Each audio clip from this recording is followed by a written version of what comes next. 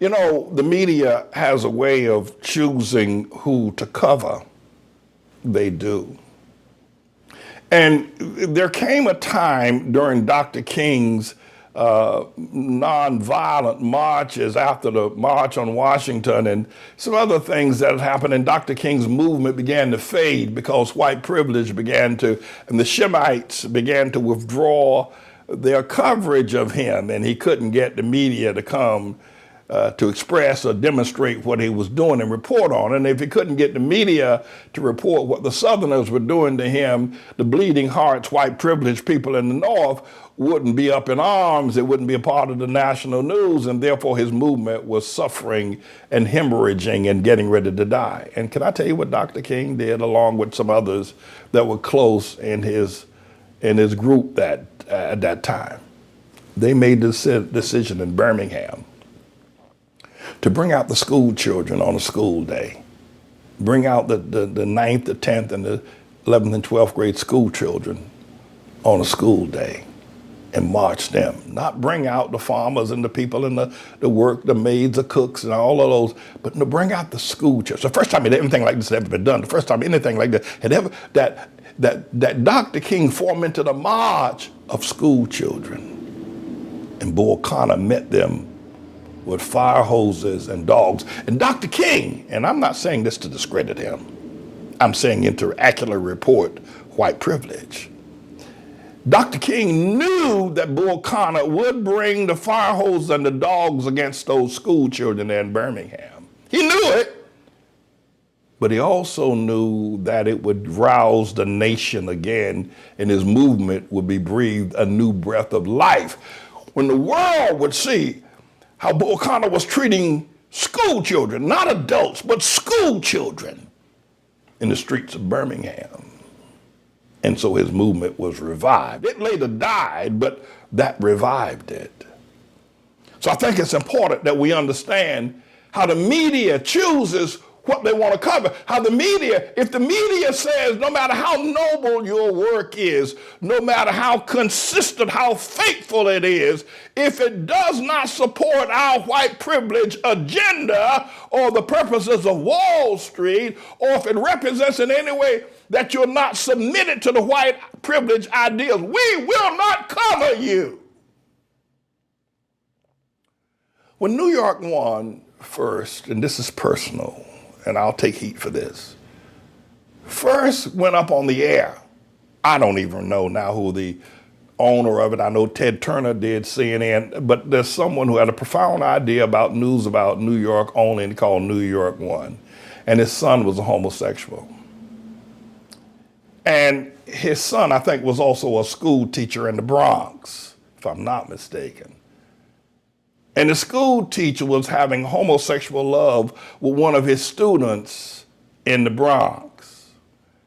And as homosexuals are given to do, they had an argument. And I think the young schoolboy stabbed to death the school teacher who was the son of the owner and the producer and starter of the New York One News. And I reported on it as it was, as the truth, because they tried to cover it up, that the young boy tried to rob the school teacher who's up in the ghetto up on Fox and Holt Street in the Bronx. What's he doing up there in the middle of the night? The news tried to promote it as the young boy robbed him, but no, they were lovers. And the young boy killed him. And the owner of New York One says that James David Manning's face and voice will never be heard on New York One. And it's true. You've never seen me on New York One. You've seen me on all the other major networks, CBS, NBC, ABC, CNN, Fox. You see me everywhere except New York One. Because those in the media of white privilege think they can control the narrative of who gets airtime. That's right. And so they too now are going through this sense of confession that white privilege is more pervasive and more racist than the Dixie South. So 90% of the people that you see out in the streets protesting are white, Japheth. The other 10% are black, and they're the looters. It's true. Listen, ain't ain't no white folk out there looting. Everybody looting. Black. I mean, let's be real now. Let's keep it real. Let's keep it real. That's what we see going on. Can I say one other thing about the media? And what are we going to do? You know, the media, all of them, the Anderson Coopers of the world, if you will, the CNN, all that crowd. What are we going to do? So they bring in all the house Negroes, right? Because they're safe.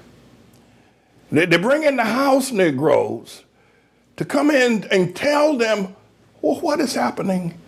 Help us understand this. They bring, because they figure the house Negro, well, first of all, that he may not know, but they've got to show that they're trying to purge themselves of all of their white privilege. They're being able to get better court decisions. They're able to get better job decisions. They're able to get better loans. They're able to get better financial decisions. They're able to get white privilege. So they got to bring in somebody, because you can't bring in white folk to tell you about what's happening with black folk. So they get all the house Negroes, make sure they're all bona fide card-carrying house Negroes. And here they come. Here they come. But can I tell you about the house Negroes who comment on all these stations, whether it be Fox or CNN? All these house Negroes, and what they have done spiritually over the years, have killed, have disillusioned, have driven to drugs and insanity and homelessness. They have their house Negro agenda has been, for instance, take a person like Van Jones. I believe he's married to a white woman. I don't know for sure. Well, Les Gunderson, I don't know what he's a male. He calls himself now a woman married to another man. I don't know where he lives, whether it's in California. Or Eddie Glaude, who is the Princeton black professor's theologian, said several years ago, somebody rose up and said, the white man didn't record our history. So then all the universities, Harvard, Princeton, Yale, and Columbia, and all these other, said, well, let's get some black folk in and set up a chair. That's a study to educate on African and black and Negro history and all that. So Eddie Glaude works for Princeton. And he's one of the commentators. And Cornel West, right, of Harvard. But these are just house Negroes. Oh, they're well insulated. They're all making above $250,000 a year. They all live in white exclusive neighborhoods. They all have white wives or white children. They all do. They all have white dogs. If they're going to get a poodle, it's going to be a white one, not a black one. All of these house Negroes, all of them. And they come in, and the media feels comfortable with them. They don't want to bring any stomped down brothers inside. They're definitely going to bring in any of the Israelites to tell them, let the Israelites try to explain why they feel the way. They ain't going to have no Israelite coming. You ain't going to never see no Israelite on CNN or Fox or anywhere else. You ain't going to never see no Israelite. Hell, you ain't going to see no Israelite with Charlemagne the God. He ain't going, because he don't know what, we can't control them. We can control the house Negro. We know he's going to talk nice. Hell, he's going to sound almost like us. He's going to use he'll never bust a verb. He'll always have a philosophical antidote. He's been trained by us. No, a house Negro. He sounds just like us, but he's blackface. And it'll keep our audience of white privileged people, they'll breathe a breath of relief when they hear Liz Gunderson, or they hear Van Jones, or they hear Eddie Glaude, or any of them. There are a whole bunch of them. Too many names to call. I think they had CNN or MSNBC, I can't be sure which, had Kareem Abdul-Jabbar. Now, that boy got railed out of sports because he decided to take a Muslim name. He didn't get the same kind of notoriety that Muhammad Ali got, but they had him on, and he was talking soft and sweet. Kareem, I said, oh Lord, they done converted him too. I don't think he's a house Negro yet. I want to state here today that the first and the premier house Negro that started. And they certainly were house Negroes during the days of slavery. But the modern day house Negro is a fellow by the name of W.E.B. Du Bois. Went to Harvard, got a PhD. And he is the tradition. He is the tradition. He is the father of modern day house Negroes.